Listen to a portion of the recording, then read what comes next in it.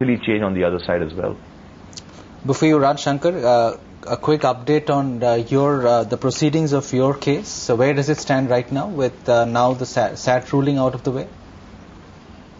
Well, it's not out of the way. It's still pretty much in the way, and I can tell you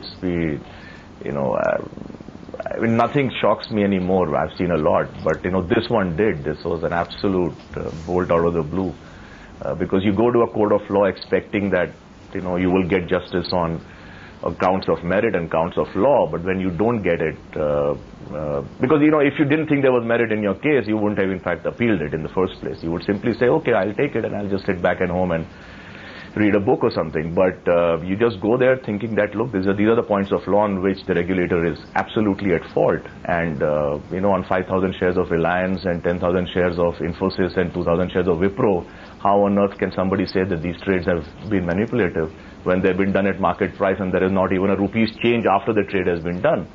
So you go there expecting justice, and when you don't get it, it is not just disappointing, it's shocking. But be that as it may, you have to respect the decision of the court and you have to move the battlefield elsewhere. So we are in the process of filing our appeal and in the Supreme Court, and hopefully in the next 2 weeks' time or something we should be in there.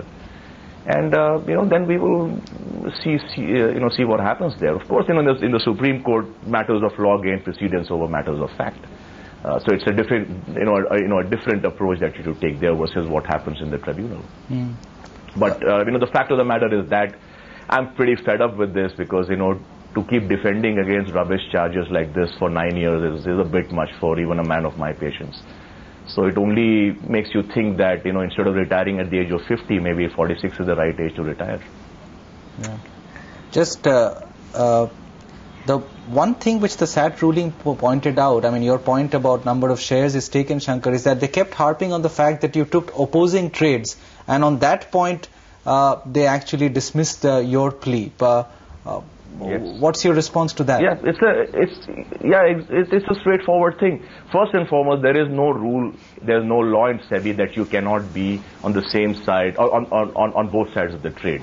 Any number of trades, be it a block deal, intra-promoter transfer from one P-note provider to a hedge fund to another P-note provider, with the hedge fund being on both sides of the trade, intra-fund transfers by mutual funds, any number of trades I can tell you in which beneficial ownership doesn't change, and no SEBI regulation prevents that.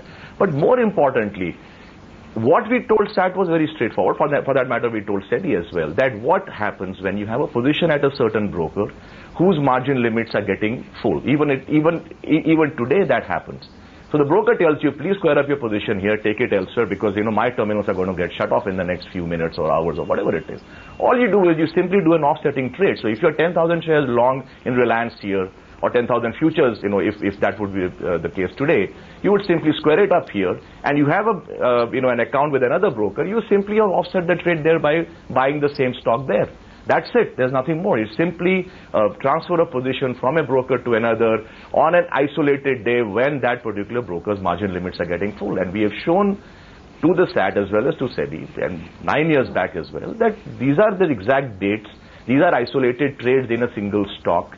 This is very clearly shown to have done at market price. There's insignificant volumes. All the stocks, each and every one of them trades in crores of shares, and 5,000 shares and 2,000 shares don't make or mar any price discovery in these stocks. And more importantly, if you don't agree with me, then you tell me what I was attempting to do by doing this trade. You tell me, what is the benefit to me by doing this trade, other than what I have simply told you, that if margin limits are getting over here, and you have to necessarily move the position or simply square it up, but I want to hold on to my 10,000 Reliance long, what am I supposed to do? I simply move it to another broker. And these happen on very isolated instances. The volume here is insignificant. The price discovery is absolutely identical pre the trade and post the trade.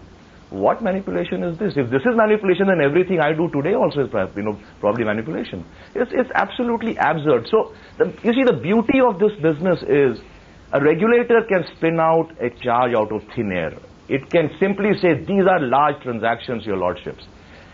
Unfortunately, courts here look at law more than merits, because of the fact that ultimately these are things that are decided by experts, people who are in the business of analyzing stock markets. by and large, if you look at a High Court judge or a Supreme Court judge, and which is what I was saying even in the Reliance matter, they are not equipped to get into the minutiae of a business transaction. That is not their core competence. That is the competence of a regulator. But when a regulator has a premeditated stance on this, there's very little you can do. So that is the simple fact that, we told, the court, or we told SEBI that what benefit is accrued to us. We have done it transparently. It is in my personal name. Does anybody in this world do manipulation in his personal name? My account is opened in the name of Shankar Sharma. It is not opened in the name of some front entity sitting in Mauritius. You're telling me I'm that stupid. I might be stupid, but not that stupid that if I have to commit a crime, I will do it in my personal name and with a fully disclosed member-client agreement, which is known to the stock exchange and to the regulator. So, the fact of the matter is you can spin a fictitious charge out of nothing and I'm supposed to defend it for the next 25 years. Fine, I will do it because I'm supposed to do it and I will fight it. But, ultimately, this is something that I really don't, wake up all night thinking about. It doesn't concern me in the least. All that matters to me is that next morning when you wake up and all your friends are still your friends. That's all that matters to me. So where does it stand now, Shankar? The last we heard, the order was in abeyance till the end of November. By that time, you would have filed an appeal in the Supreme Court? Yes, exactly. Thank you, Shankar. Always good having you on the show. Appreciate your thoughts and your perseverance as well. We will take a break on that. When we come back, more on the market.